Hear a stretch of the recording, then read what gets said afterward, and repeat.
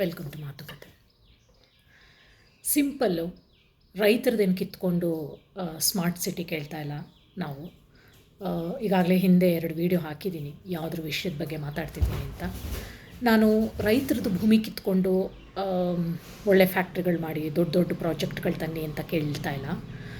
ಈ ಬೇನಾಮಿ ಆಸ್ತಿ ಮಾಡ್ಕೊಂಡಿರ್ತಾರಲ್ಲ ಮಿನಿಸ್ಟರ್ಸ್ಗಳು, ಆ ರಾಜ್ಯಗಳದು, ಅವ್ರದನ್ನೇ ಮುಟ್ಟುಗೋಲು ಹಾಕ್ಕೊಂಡ್ರೆ ನೀವು ಆರಾಮಾಗಿ ಅವರ ಬೇನಾಮಿ ಆಸ್ತಿನಲ್ಲೇ ನೀವು ತೊಗೊಂಡು ಬರ್ಬೋದು. ಈಗ ಹೇಗೆ ಯೋಗಿ ಆದಿತ್ಯನಾಥ್ ಅವರು JCB ತೊಗೊಂಡು ಬಂದು ಹೇಗೆ ರೆವಲ್ಯೂಷನ್ ಮಾಡಿದ್ರೋ ಆ ಥರ ನೀವೇನಿಲ್ಲ, ಸಿಂಪಲ್ಲು ಅವ್ರದ್ದೇ ಬೇನಾಮಿ ಆಸ್ತಿನ ತೊಗೊಂಡು ಕಬ್ಜಾ ಮಾಡಿಕೊಂಡು ಅಲ್ಲೇ ಫ್ಯಾಕ್ಟ್ರಿಗಳನ್ನ ಓಪನ್ ಮಾಡಿಕೊಂಡು ಎಷ್ಟೋ ಜನಕ್ಕೆ ನೀವು ದಿನನಿತ್ಯ ಊಟನೂ ಆಗ್ಬೋದು, ಆ ಊಟಕ್ಕೆ ದಾರಿ ಆಗ್ಬೋದು. ಮತ್ತು ಯೂತ್ಸ್ಗಳೂ ಬೇರೆ ದಾರಿಗಳಿಗೆ ಹೋಗೋದಿಲ್ಲ, ಇಲ್ಲೇ ಲೋಕಲಲ್ಲೇ ಕೆಲಸ ಸಿಗುತ್ತೆ ಅವ್ರಿಗೆ. ಅಪ್ ಆ್ಯಂಡ್ ಡೌನ್ ಮಾಡ್ಬೋದು ಮನೆಗೆ. ಇಲ್ಲಿಂದ ಬೆಂಗಳೂರಿಗೆ ಹೋಗಬೇಕು ಅಥವಾ ಇಲ್ಲಿಂದ ನಾನು ಬೇರೆ ಊರುಗಳಿಗೆ ಹೋಗಬೇಕು ಅನ್ನೋ ಒಂದು ಫಜೀತಿ ಅಥವಾ ಆ ತಾಪತ್ರಯ ಇರೋದಿಲ್ಲ. ಪಾಯಿಂಟ್ 1.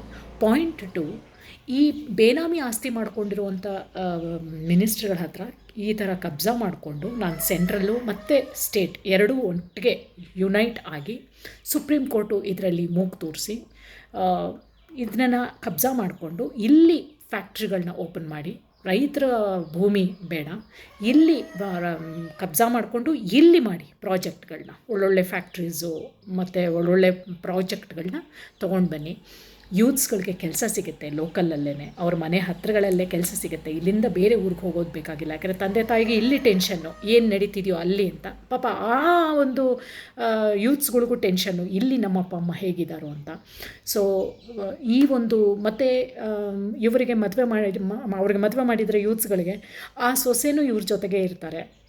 ಇಲ್ಲೇ ಲೋಕಲಲ್ಲೇ ಕೆಲಸ ಸಿಗುತ್ತೆ, ಇಬ್ಬರೂ ವರ್ಕ್ ಮಾಡ್ತಿರ್ತಾರೆ. ಸೊ ಇಲ್ಲಿಂದ ಬೇರೆ ಮಾಡೋ ಅಂಥ ಒಂದು ಪರಿಸ್ಥಿತಿ ಫಜೀತಿಗಳು ಇರೋದಿಲ್ಲ.